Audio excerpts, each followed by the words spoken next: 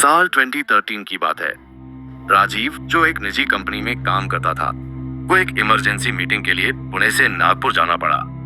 Flights महंगी थी और जगह भी नहीं थी, इसलिए उसने तत्काल टिकट लेकर एक रात की ट्रेन पकड़ी, गोंडवाना एक्सप्रेस। ट्रेन रात 11:30 बजे पुणे स्टेशन से चलने वाली थी। राजीव स्टेशन पर समय से पहुंच गया। ठंडी हवा चल रही थी और हल्की बारिश हो रही थी।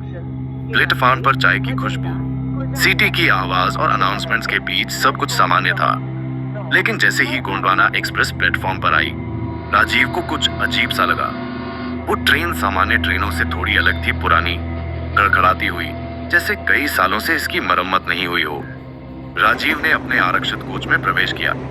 कोच में केवल 4 to 5 लोग थे, जबकि आमतौर पर इस रूट की ट्रेनों में भीड़ होती है। उसे सीट 23 थी, खिड़की के पास। उसने अपनी बैग रखी, झोला टांगा और आराम से बैठ गया। ट्रेन धीरे धीरे प्लेटफॉर्म से सरकने लगा। रात के करीब 1 बजे ट्रेन भोर घाट के करीब पहुंची। ये इलाका घना जंगलों और पहाड़ियों से घिरा है। ट्रेन की रफ्तार धीमी होने लगी और अचानक किसी स्टेशन पर बिना नाम की जगह पर ट्रेन रुक गई। राजीव ने बाहर झांक कर देखा, ना कोई प्लेटफॉर्म था, ना कोई लाइट। चारों तरफ बस जंगल और धुंध।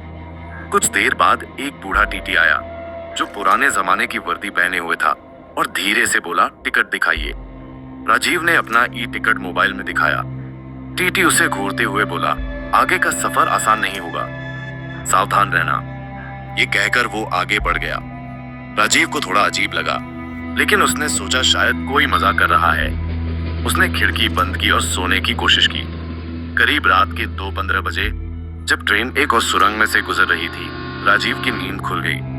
उसे महसूस हुआ जैसे उसकी सीट के सामने कोई बैठा है। उसने आंखें मली और देखा, एक महिला सफेद साड़ी में सिर झुकाए बैठी है।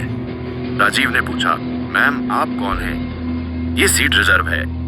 महिला ने कोई जवाब नहीं दिया, बस धीरे धीरे अपना सिर उठाया। उसकी आंखें काली थीं, बिना पुतलियों के। चेहरा भावहीन, ठंडा, और होंठों पर हल्की मुस्कान थी। राजीव डर के मारे कांप गया। उसने तुरंत बगल वाले यात्री को उठाया, लेकिन वहां कोई नहीं था। कोच बिल्कुल खाली था, जैसे अचानक सब गायब हो गए हों। वो फिर महिला की तरफ मुड़ा, अब वहां कोई नहीं था।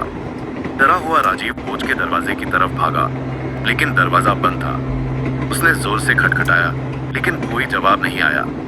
इतने में उसने देखा, कोच की लाइटें झपकने लगी। एक एक कर सारी लाइटें बंद हो गई। अंधेरे में उसे कई परछाइयां दिखी, कुछ खिड़की के पास खड़ी, कुछ सीटों पर बैठी, और कुछ छत से उल्टी लटकी हुई।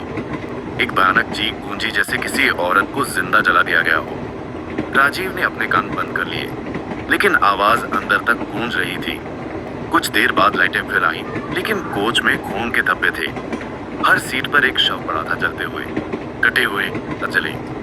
राजीव को समझ नहीं आ रहा था कि ये सपना है या हकीकत। उसे याद आया, उसने अपने दादाजी से एक बार सुना था कि भोर घाट में एक ट्रेन दुर्घटनाग्रस्त हुई थी 1972 में, जिसमें दर्जनों लोग मारे गए थे। और कहते हैं, कुछ आत्माएं आज भी वहीं भटकती हैं। अचानक राजीव के सामने वही महिला फिर से आ खड़ी हुई। इस बार उसके चेहरे पर गुस्सा था। उसने कहा, तुम इंसानों ने हमें भुला दिया। हम उस हादसे में मरे, लेकिन हमारी आत्मा ट्रेन से कभी बाहर नहीं निकल सकी। हर साल इस रात हम वापस आते हैं और उस कोच में सवार होते हैं जिसमें हम मरे थे।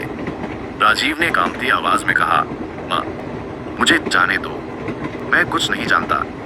महिला बोली, इस ट्रेन में चढ़े हो, अब उतर नहीं सकते। तभी अचानक ट्रेन की रफ्तार बढ़ने लगी, बहुत तेज। कोच के शीशे फूटने लगे, सीटें हिलने लगी, और खिड़की से बाहर आग की लपटें दिखने लगी, जैसे ट्रेन सीधे नरक की ओर जा रही हो। सुबह 6 बजे राजीव की आंख खुली। वो एक सामान्य कोच में था। उसके आसपास यात्री बैठे थे। चाय वाला आवाज दे रहा था। सब कुछ सामान्य लग रहा था। राजीव चौंक गया। क्या ये सब सपना था?